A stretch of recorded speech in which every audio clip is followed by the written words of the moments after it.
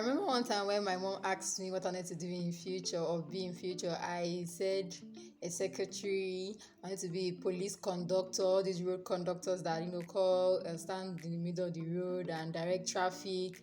I remember one time I even said I wanted to be a mad woman. Like being mad because then I thought as a young girl that I was that being mad was an occupation because I was just seeing so many mad people on the road. What did I know? I think for me, one thing that I really found out in this my art journey is that you should stay one place. Try to stay one place. Try to stay where God has blessed you. Like stop walking about so much. Stop being everywhere. I remember when I would complain to Momsi saying, this art is pressing me, the expectations, this, all this kind of stuff. I was just complaining. She told me, Inemesit, stay where God has blessed you. Walk through it. So I'm really grateful because I took that advice. I took it and I really, said yes, I was going to.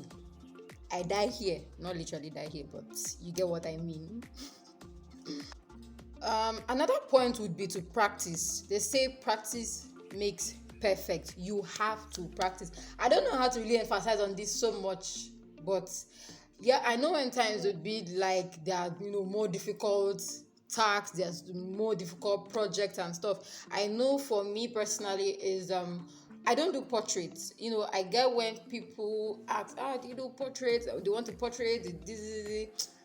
I'm like, no, I just don't do portraits. But if I had sat down, put my butt down to actually practice, who knows? By now I would have been drawing Obama or drawing, who knows? You have to practice. Try to stay where God has blessed you. Try to better yourself there. Try to advance. Like now the world is really going to in the 21st century, yeah, and like everything is just going digital. So you really just have to try to advance yourself and then not try to run away when you see that the going get stuff. You now want to run away or divert into another thing. No, stay where God has blessed you. I think my final points on this would be for you to share. I remember when I was just always doing my art like just for me, just keeping it to myself. Somebody actually asked me, why is that when you paint, nobody sees your work? Like you just painting, you don't do content, you don't post, you don't record yourself working, nothing. I just kept giving excuses that I get distracted if I take a phone to be holding and videoing. I was just giving excuses and stuff. And then with my journey so far and like my life so far and everything, I decided to start the podcast. I was telling myself, I don't want to like put my face out there. I don't want to speak. I don't want to. But when somebody like my church there, while I was in Taraba, I was invited to speak in church. Try to advise others. On this, my journey as a single mom and everything. When I shared my story, somebody walked up to me and said, Ma, you blessed my life. Like she shared her own story and I was really, really touched. I think that what really now pushed me like to want to go outside again to like continue sharing my struggles, continue sharing my growth, continue sharing my experiences.